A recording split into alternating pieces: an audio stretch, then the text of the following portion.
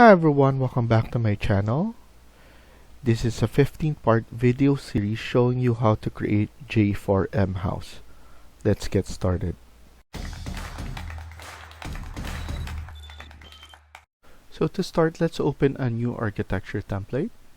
So I'm gonna click on New, drop down, Architecture Template, and then press OK.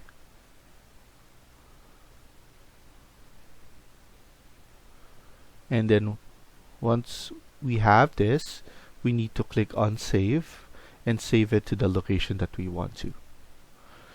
So I'm gonna save it to this spot where I wanted it. So J4M House. That's what I'm gonna call this. You can click on Option before you click on Save, and then here you can set up how many backups that you want. I'm gonna click on 5. I think that's good enough for intermediate. If you're a beginner, you can do 10 to 20. This is so that you can go back to anything.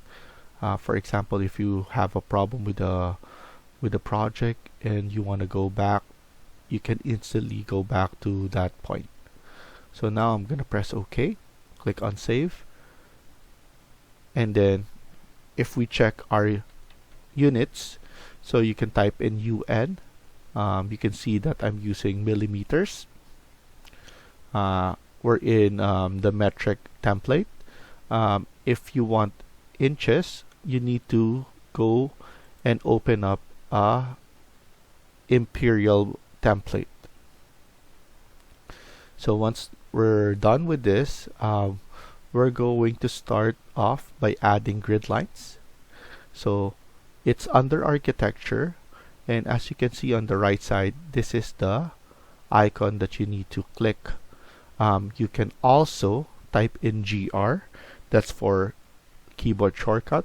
So GR, so once you do, you'll be able to add in a line, a radius arc, and so much more. So here, I'm just going to use line. I'm gonna click from below to above, and that's around the middle of this elevation tags that we have here. So right now, I started with number 1 and it's vertical. So I'm gonna press escape and then escape again. So what will happen is we can select that grid line again, and then we're going to be on the modify tab now. You can click on the copy command, or you can type in CO, that's the keyboard shortcut.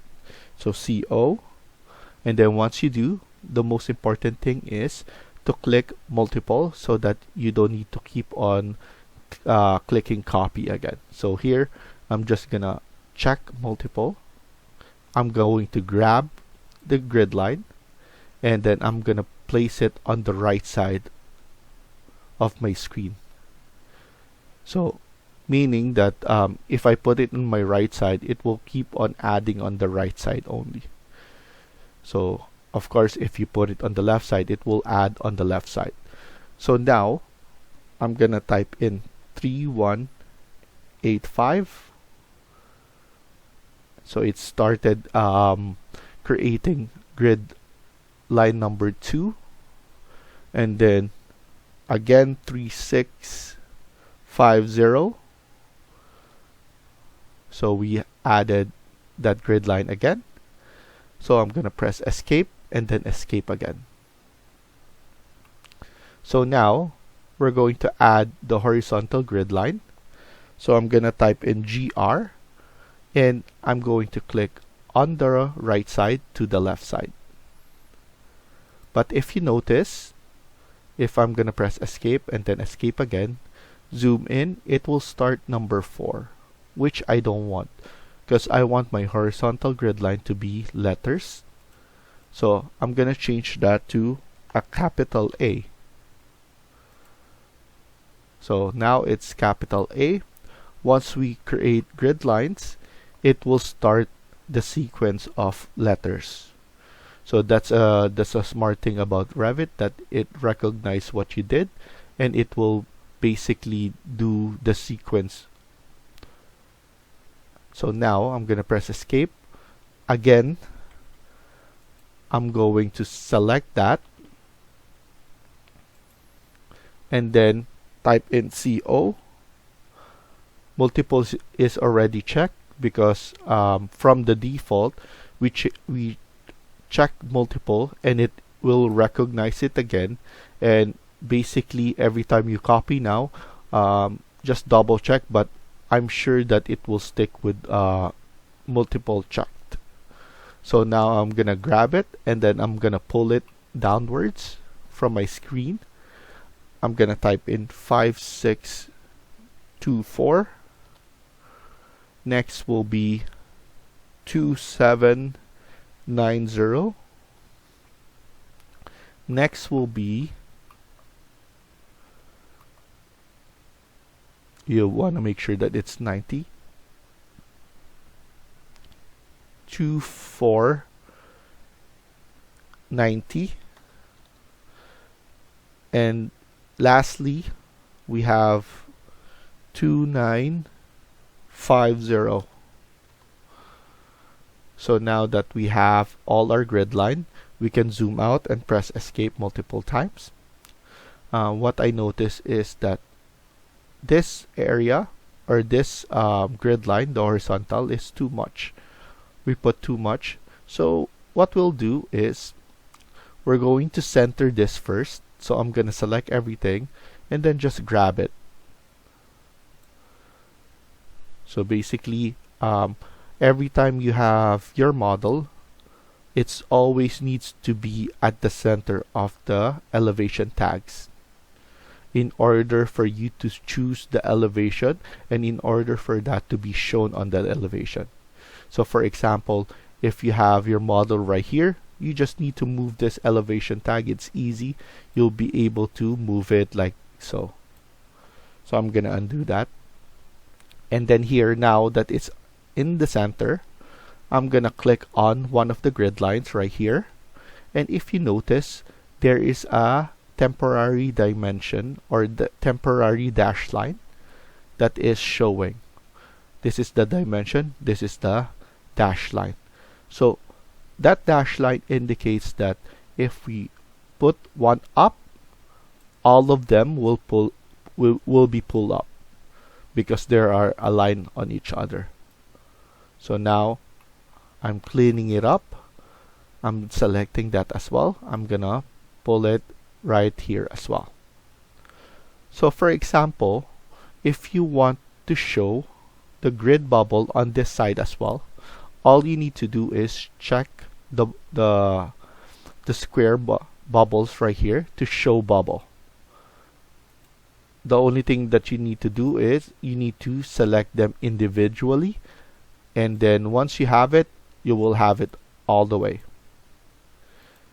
So that's the hard part, is you need to do that on all the grid lines. So now that you're done with that, next thing we're gonna do is we're gonna click on the dimension. You can type in DI, and then from DI, what we need to do is we need to add dimensions first on every grid line and then the overall. Again, dimensions on all grid line and then overall. So now that we're good with that, we can now press escape and then escape again. Here's a zoom in so that you'll be able to follow all the grid lines that we have. So now that we're good with this, we can now go to our elevation. I always click on south elevation, which is facing on this way. So now I'm gonna click on south, double click on that. You want to make sure that all the levels is under or above your grid line, or else it's not gonna be shown. So for example, I'm going to pull it down. So right now, if we click on level 2, everything is showing. If for example, you notice when you check your level 2, how come there's no vertical grid lines right here? That's because it's under the levels right here. So all you need to do is just pull it up, and this will be shown again. So those are the things that you need to do in order to fix anything that you cannot see. So here I have level 1 to level 2. I'm going to select that, and then I'm going to put 3000 only from level 1 to level 2. Then again, I want to add the roof line. So here you can go to architecture. Beside the grid line, we have levels, and you can type in LL to add level. So I'm gonna type in LL, and then we could add levels right here.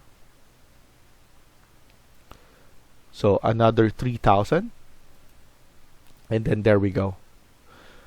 If you notice, once we add level 3, our floor plan already upgraded to add level 3 again as well.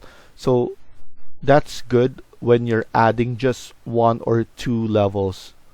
But if you're adding multiple levels, for example only, I'm gonna undo that. The fastest way is selecting level 2 and then clicking on copy, and then multiple is check, and then you could grab level 2 and then pull it up, and then keep on adding 3000, the height of the levels. The only issue with this is the level 3 and level 4 is not showing on this level. So now the solution for that, so I'm gonna undo just level 4 because level 3 we're gonna use. But the solution for that is you need to go to view, and then here under plan view, you just need to go to floor plan. It's already highlighted. If you have multiple levels, you will be able to hold on shift and then select at the last part, and then it will highlight everything. So the only thing you need to do is highlight everything and then press OK. Once we press OK, level 3 will be appearing here. So that's the only thing that is what you do, or you need to do in order to show those levels. And those just an extra step, but it will be faster for you actually. Instead of you, like for example, if you have 30 levels, that will be very hard to add individually. So at least you know the fast way and the faster way. So now I'm just going to pull this one down a little bit. If you want, you will need to double check every elevation in order for you to see if everything is crossing the level 3 so that it's appearing. This one is appearing, but I just want to pull it back so that we have room, because sometimes you need to add dimensions to this elevation. You can do so. So now here, north is good, south, and then west is good as well. So everything is good. Let's go back to level 1. And then let's go back to architecture and click on the wall. And then here we have basic wall generic 200 millimeters. So I know in newer Revit versions, what you have is preloaded.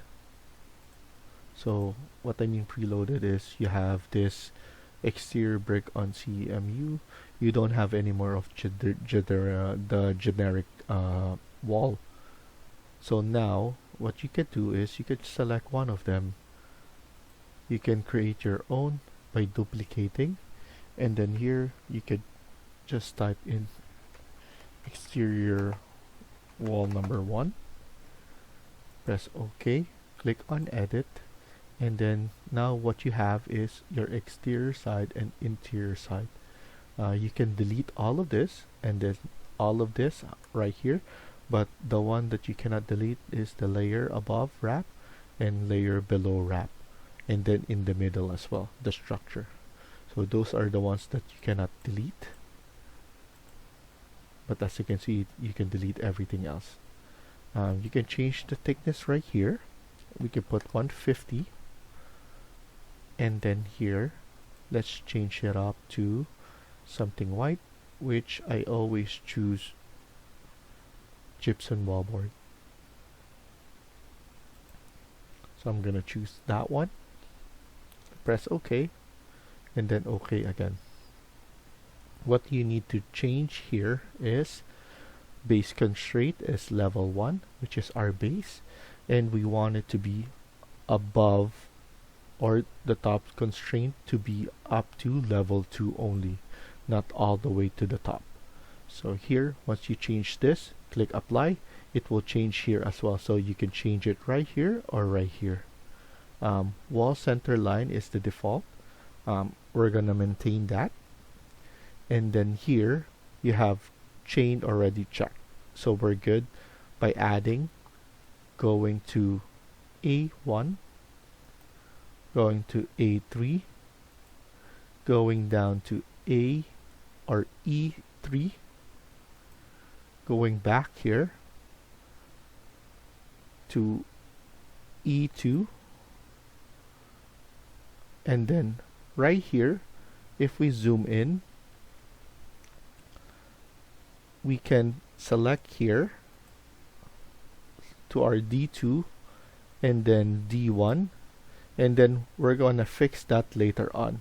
So I'm going to change that so it's easy to just give you the direction like this for now, and then go and finish A1, and then after that we can basically change it up later on. So here it's easy to let you know that I want to move this one right here. I'm going to grab this temporary dimension and add it to the D grid line, and then here I'm going to put in 177T. So now it falls back right here. So it's easier to edit those instead of you guys or me letting you guys know that this is here and there. So the dimension is easier to do that. So now that we have our exterior wall, let's create an interior wall. But first, the one that we have here is also an exterior wall. So here I'm gonna grab this. You can type in CS. CS is basically create similar. It's under modify. So once you click that, you'll be able to select whatever object right here, and it will be easily, you can add it again. So here I'm gonna add an exterior line for A2 up to B2 and going back to B1. So now we have exterior side and exterior wall right here. We're probably gonna change this wall later on, because we're gonna pull that back, and then this will be a border wall. But at the meantime, we're going to just stick with this. It's easier to change it later than to change it now. Once we understand the layout that we're trying to do here. So now, what I'm gonna do is, we could go and add more exterior wall and then interior wall. So here I'm going to edit, duplicate. This will be interior wall number 1.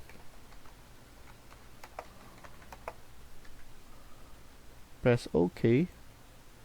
Click on edit. It will be 150 as well. And let's leave it at gypsum wallboard for now. And then here, once we have interior wall, I want to add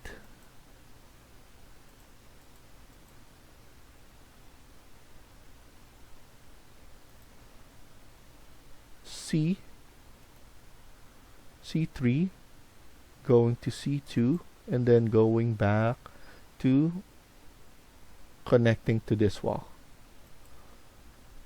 So now I know it's 150 as well, so we maintain that thickness of the wall. So I'm gonna leave it like that. And then in terms of an interior wall in this space, most of them are open area, so we're gonna leave it like that for now. So we're gonna stop here and continue on the next video. Thank you for watching, and I hope you liked the video. Please hit like and subscribe. Feel free to comment down below.